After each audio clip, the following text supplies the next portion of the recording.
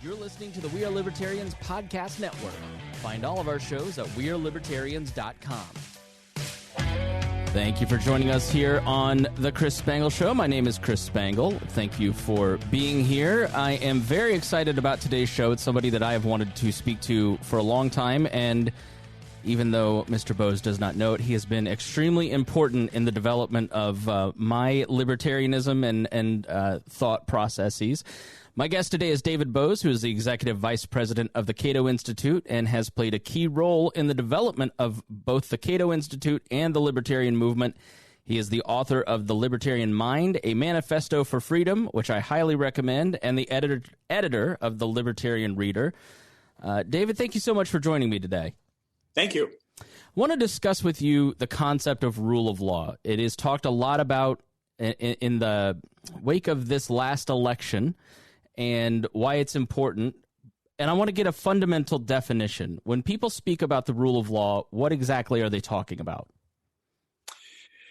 A lot of times what we say is that we want to live under a government of laws, not of men. And I think maybe libertarians sometimes bristle at that because they don't like laws. But I think they're wrong to have that reaction. We all want to live in a society governed by law. You don't even have to believe in government to think that you want your society governed by law. Rules on what you can do, what your scope of action is, and what you can't do to other people. So when we say a government of laws, not of men, we mean we don't want arbitrary power. We don't want some king, some president, even some elected parliament or Congress just making laws up willy-nilly. We want and issuing arbitrary commands and prohibitions. We want a government that's based on relatively fixed and stable and known and knowable laws. We want to know what's legal and what's not legal in our society. And we can talk more later about, well, the substantive nature of that law. We wouldn't want to live in a country like Mao's China, where you know that everything is forbidden except speaking well of Chairman Mao and doing as you're told. That's clear and predictable, but it's not what we would call a law-governed society. To some extent, libertarians like Hayek have talked about the law being found. It's not issued by Congress. It is built up over the centuries, really, by common law procedures. You and I have a dispute. Your tree fell on my lawn. Whose fault is it? Who has to pay for it? And we've had judges and courts work out the answers to those questions. And so in that sense, we talk about law being found, not made. But the basic idea, I think, is that the law is clear and understandable. It's stable. It doesn't constantly change. And it isn't the rule of one man or one woman or a group of people. It is a body of existing law. Is a good illustration of this the difference between legislation through Congress versus executive orders? You know, we're recording this the day after President Joe Biden was sworn in, and he issued a slew of executive orders that basically undid a lot of what Donald Trump did. And one of the problems of the last time he was, vice president and in the White House was the unpredictability of regulation versus the predictability of laws passed by Congress. Is that a fair example of the rule of law in action? Yes, it is. Although Hayek talked about the distinction between law and legislation. Again, the law that is built up over the years, over the centuries, by judges dealing with controversies, and the legislation that may or may not reflect legitimate law in that instance. So a Congress can pass high taxes, discriminatory legislation, mandates, prohibitions, and so on within the scope of the Constitution, which we can also talk about. But it's definitely true that we're better off with the constitutional body created to make these laws, which is Congress, Article 1 of the U.S. Constitution, than with arbitrary individual orders from the president. And you're right, many of Biden's first-day executive orders were just reversing executive orders of President Trump, so that's probably mostly okay. But Biden is clearly planning to do, extend moratoriums on student debt repayment. He certainly talked about executive orders to achieve what he thinks are appropriate goals regarding climate change. So I think we're going to be we had a lot of problems with executive orders in the Obama-Biden administration, and I expect we will in the Biden-Harris administration, and it is definitely a problem for the rule of law. Maybe one way to illustrate the importance of rule of law and the rule of man is maybe talk a little bit about the development of the rule of law. Like I recently just took a class on British history before 1688. And this is really where I saw the importance of it in the development of, you had the rule of clans and blood feuds, and then you had the Magna Carta, and then the kings took too much power and rule of law was established. I mean, how did we get to a point in human history where we saw the importance of rule of law, and why should we not give it up as a result? There's been some level of law as long as we can possibly know. Because if you didn't have some sense from early on that this is mine and this is not mine, and that you should not hit me and take my stuff, then we would never have been able to build any kind of society at all. So when you look at societies like ancient Rome, ancient Greece, you understand they certainly have a general sense of law, but they also, at various points, have emperors, dictators, arbitrary rules being made, people being banned, people being coerced, poisoned. Then I think there is, through the Middle Ages, a growing development of law particularly within Europe, which is the history that I know much better. In Europe, after really the Roman Empire, you have a community regarding itself as one community because it was the community where Christ rules. That's what Christendom means. So all over Europe, people see themselves, to some extent, as part of this Christian civilization, and yet there are maybe 200 different polities, that is, countries, principalities, dukedoms, city-states, and so on. And the law is developing somewhat differently in these different polities, and that's a competitive process. People can look and see the law over here is better than the law over here. The merchant law is developing exclusive of any king or prince, as merchants need to make rules for how they will live with each other. And then, as I write in the Libertarian Mind, something does happen in the decade of 1215. What we Americans typically know is Magna Carta in 1215, in which not the people of England, but the barons, the lords, confronted the king and said, you've got to stop acting like an arbitrary dictator. Not that they would have known that word. And we've written down some rules that we insist that you follow. And it included things like due process and when do you get to take money from the people, under what rules. But in the same decade, a similar thing happened in Hungary called the Golden Bull. Again, barons and lords imposing on the king these rules. And in Germany, the development of what was called Magdeburg laws, which was closer to a democratic coming together of, the adult free men in the town to form a compact for how we will live together. Now, if you look at these old bodies of law, including Magna Carta, you will see some appalling things in them. You will say, boy, that's not modern liberalism. But it's several hundred years after Magna Carta than you did. You said you took history up to 1688. That, of course, is the Glorious Revolution, when parliamentary supremacy over the king was established. And throughout that process, throughout that time, courts are operating, and they are building on the law that exists and saying, well, when this situation happens, we should follow the rule we did in this previous situation. The closest analogy here is this. So the reasonable thing is we say you're at fault. And that's how it developed. And then with the Enlightenment and liberalism, people start thinking we can rationally examine these systems and we can come up with the set of rules, basically, as I say, the set of rules that begin with don't hit other people, don't take their stuff, and keep your promises.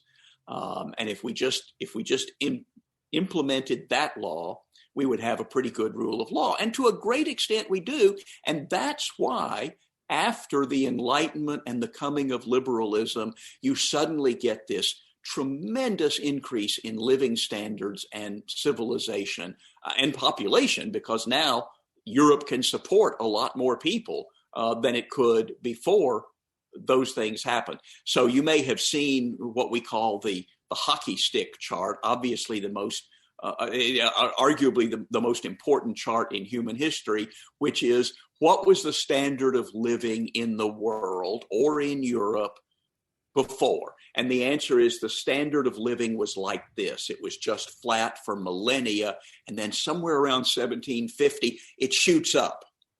And in the course of about 250 years, it goes from people in Scotland living in thatched huts with dirt floors to people in Scotland living in high-rise apartments and ranch houses. So you touched on the American Constitution, and can you talk about the importance of the establishment of the American system of government, specifically the Constitution, and how it was different than what had been in Europe, and how has that contributed to that hockey stick? Well, the Constitution, the Americans in general, people came to America because they didn't like something in Europe. Now, it might just have been that they didn't own land and they wanted a place they could own land and things.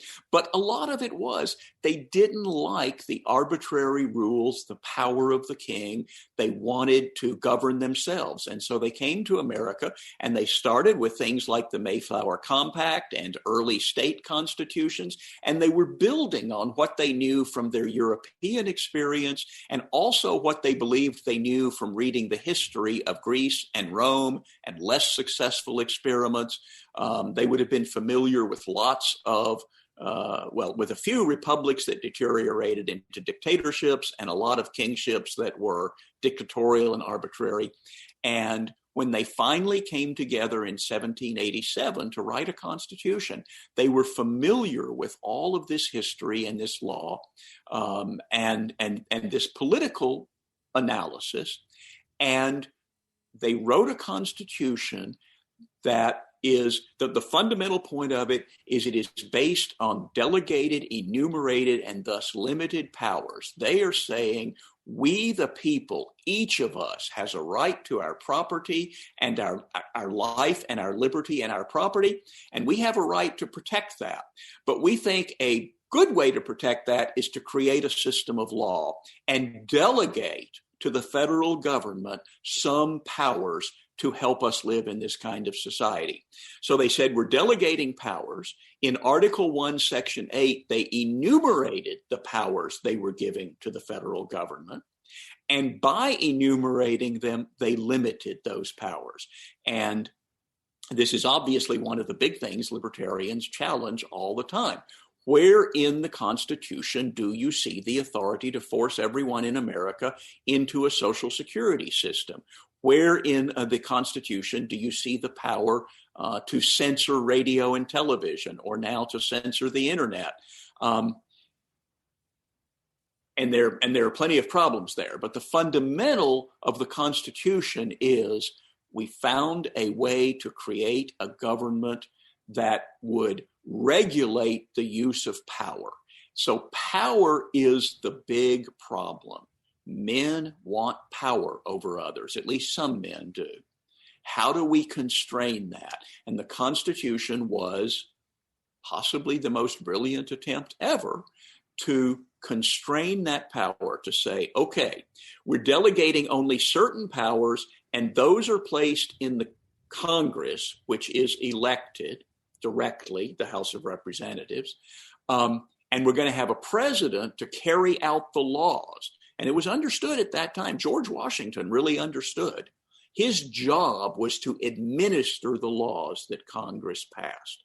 He absolutely did not think he had the right to issue edicts and orders. He was the CEO of a corporation, a government, carrying out what the legislative body had done. And then they set up an independent judiciary to ensure that if these other branches of government were exceeding their powers or violating the people's rights, there would be the judiciary, the federal courts, to tell them that they couldn't do that, and also to settle matters of private dispute, especially between people in different states. So the whole idea was to set up a government that would have enough power to protect us from foreign threats and from one another, but not enough power to intrude on our rights.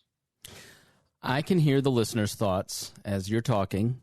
This guy's making a lot of sense. I like a lot of what he's saying, but in 2021, we've got a fascist on the right and the socialist takeover on the left. And, 250 years into the American experiment, everything's just sliding towards that dictator, and the republic is falling apart.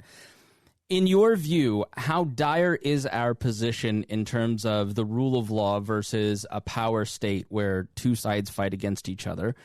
And, I guess that's the question is, are we in real trouble, or are people in general kind of disconnecting political rhetoric from the actual practice of government in 2021, in your view? Most of what I do day to day at the Cato Institute is criticize and warn about the actions of the federal government. It meddles in too many other countries, getting us into unnecessary wars. It takes the bread we have earned. It imposes regulations and mandates and prohibitions on us. All of those kinds of things. Those are definitely bad. We should fight against them. Similarly, I am worried these days. You said we're seeing fascism on the right, socialism on the left. We should be cautious about those terms. Germany saw fascism on the right and socialism on the left in the 1930s. And people had to make a lot of tough choices, and it didn't work out very well. As bad as I think both the worst parts of the Republican and the worst parts of the Democratic parties are, they are not actually fascist and socialist. The Democrats are a very heavy tax and transfer party. The Republicans, it's hard to say because they've been the Trump party for 5 years, and that's not what you would call a Goldwater, Reagan, William F. Buckley party. But it's not a fascist party, even though I think Trump had a lot of authoritarian instincts, and I think Biden certainly has the idea that I have all these wonderful thoughts about people. I want people to have jobs and schools and clean air, and I will issue orders to make that happen without much understanding of trade-offs, of costs and benefits, of the role of incentives, the role of federalism, all of those things, definitely bad. I also think that libertarians have a tendency to believe that The Road to Serfdom is a description of the world we live in. It's a brilliant book. It's a warning. It's not actually a description of the world we are in, because in a lot of ways, we live in the freest time in human history. And again, I spend most of my day complaining about the ways we are not living up to the rule of law, individual liberty, or the U.S. Constitution. But if we look at the history of the world, or most of the world today, we have to say that in Europe and the United States and an increasing number of countries around the world, we live closer to a society of ordered liberty where each person, as the liberals used to say in the 19th century, where the world is open to the talents of every person. And, people who look back on some past, I wonder which past do they want to look back on? Is it the antebellum South when a man could own a plantation and his wife wore beautiful hoop skirts and they had a beautiful house? No, that was not a free society. What about the early 20th century? Even then, women had a lot of legal disabilities. Black people certainly did. Gay people excluded from mainstream society. So we've opened up society in the modern liberal world to the majority of the people who were excluded from the mainstream of society in the past. And we have generally freer trade among the developed countries, and even with the less developed countries, than we've ever had before in the past.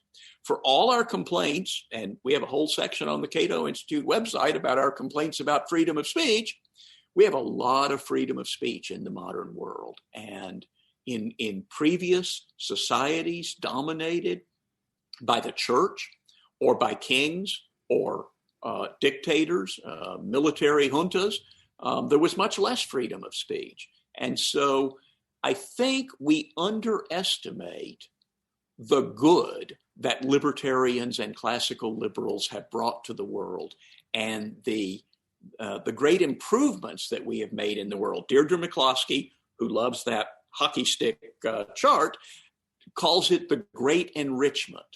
Starting around 1700, 1800, the world started to become richer for the first time. And why was that?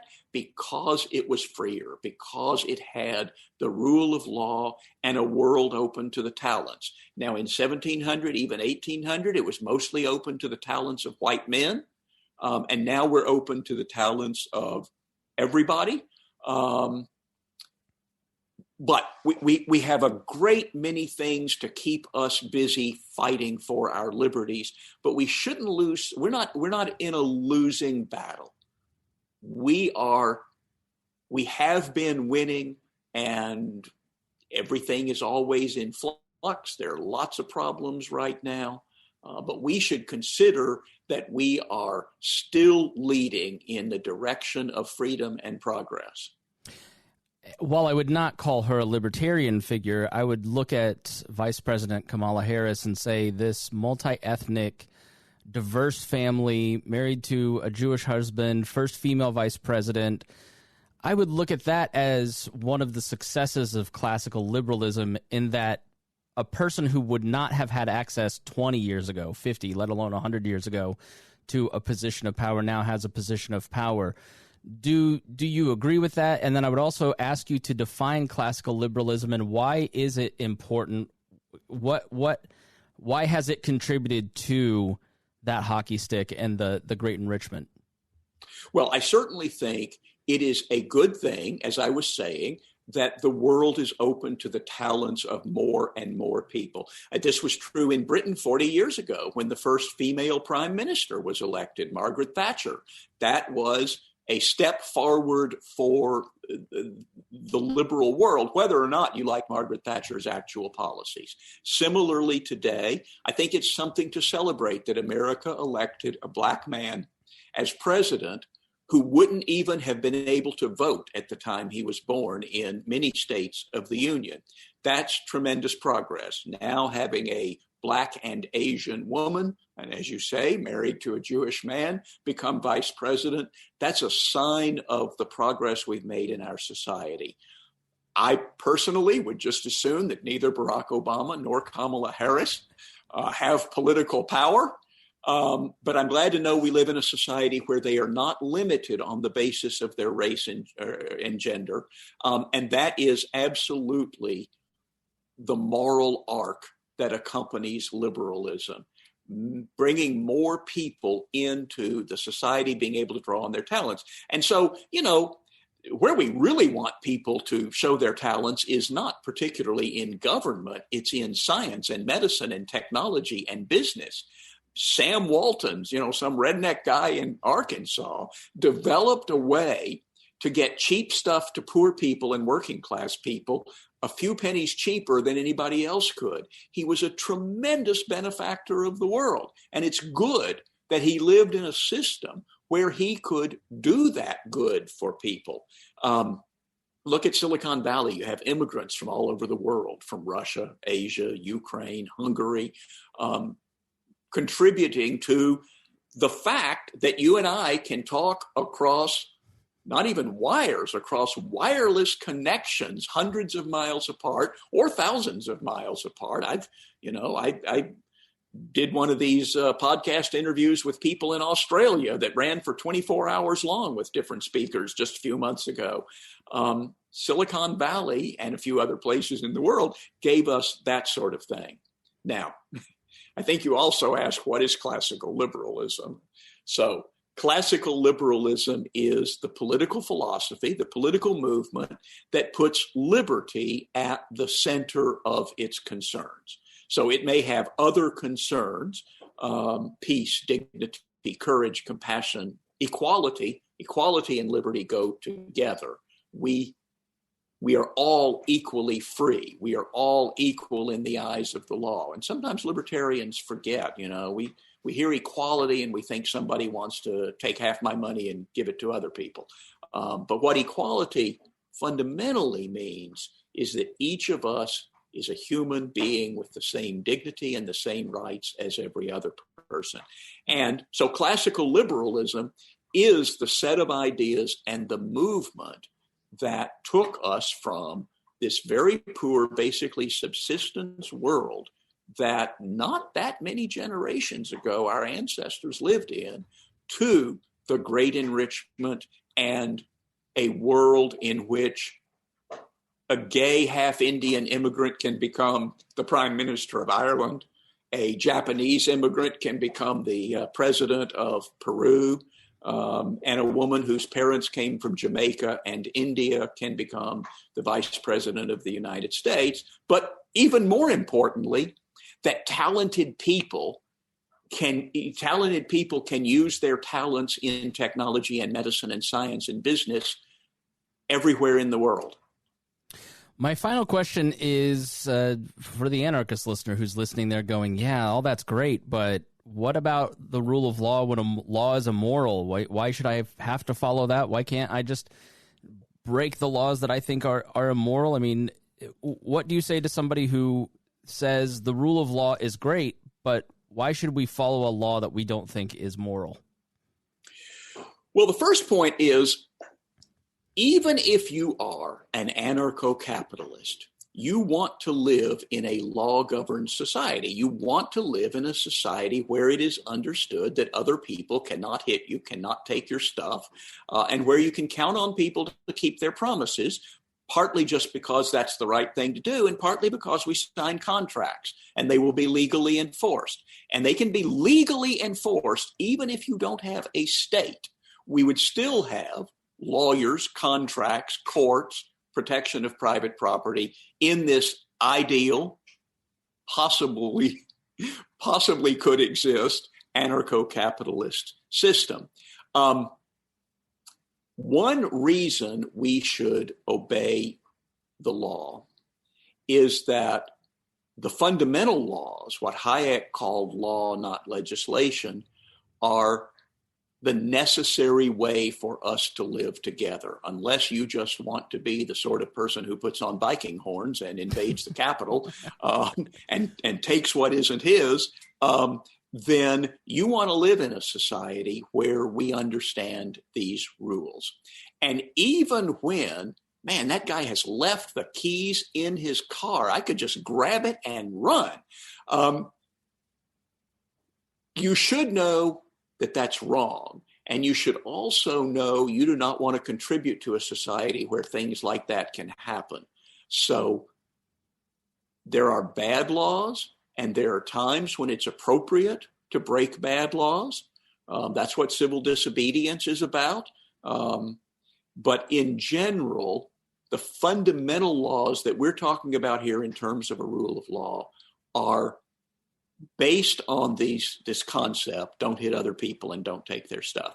And even the laws that we disagree with, I believe we're better off in a constitutional republic where we can try to get those laws overturned than we are in a war of all against all, where if I don't like the laws, I don't obey them. And if other people don't like the laws, they don't obey them. And I know there's a distinction between a law that tells two adults they can't have sex with each other and a law that seizes the property, the business that I've built, and takes it to the government. But not everybody's going to see it quite that way. So better to use our Republican processes to fight the laws that are bad and defend the laws that make sense. Yeah, I mean, does the rule of law really constrain the government? I mean, a lot of the rules, the conversation that we've had today seem very common sense, but when you look at the lockdowns or you look at other places like the takings case in Seattle where they set up the chop zone, I mean, does the rule of law appropriately address government encroachment? It does. The rule of law does constrain government. You know, I was asked once by some skeptics of libertarianism, what's the greatest libertarian accomplishment ever? I said the abolition of slavery. And they said, okay, name another. Now, I thought the abolition of slavery was pretty good. I think if you have the abolition of slavery on your resume, you are ready to meet your maker. But they said, name another. So I thought a little more carefully. And then I said, bringing power under the rule of law. So that was the fundamental libertarian achievement. Books would say liberal achievement, but to me, it's the same thing, basically. So the fundamental libertarian achievement is bringing power under the rule of law. Has it been a success? Yes, incredibly so. Look at the decline. Steven Pinker talks about the decline in violent death over the centuries and the millennia. And that's very impressive. And that's part of bringing power under the rule of law. So does it constrain the U.S. government? Well, how many times has somebody proposed something and other people say, oh, that goes against the First Amendment? And it doesn't happen. Courts strike it down. The Second Amendment, D.C. outlawed the private possession of handguns, and the Supreme Court eventually told them, no, you can't do that. The Second Amendment means what it says. Both the Obama administration and the Trump administration lost a lot of unanimous decisions in the Supreme Court. They tried to do things, and the court said that violates people's rights, or even more fundamentally, that exceeds the powers granted to the government. So yes, the rule of law does constrain the actions of political leaders and even Congress and parliaments. Does it constrain it enough? No, I don't think so. And Cato's Center for Constitutional Studies is constantly busy arguing and filing briefs in court saying this is not constitutional. The court needs to strike this down. And they don't always listen. We don't win all those cases, but we win some of them. Sometimes we win most of them in a given Supreme Court term. So we need to do better. And that's why we have a libertarian movement. That's why we have a broad liberty movement, because the government does exceed its powers granted under the Constitution, and it violates the rule of law when it does that. And we need to fight back against that. We need to organize. We need to go into the courts. We need to be involved in elections. We need to be involved in writing and making film and making memes on Facebook, all the ways that we communicate these ideas, and also not just communicate the ideas, but force the government to respond to them, either by repealing laws, which sometimes happens, or by striking down laws in the court, or by electing new people to office. David Boaz, thank you so much for joining me. Thank you. It's been a pleasure. Again, make sure you check out the Cato Institute and visit cato.org. Libertarianism.org is a tremendous website, tremendous resource, and make sure that you buy The Libertarian Mind, a Manifesto for Freedom, and also The Libertarian Reader. Both are tremendous books. And I thank my guest, David Boaz, for joining us. And thank you so much for listening.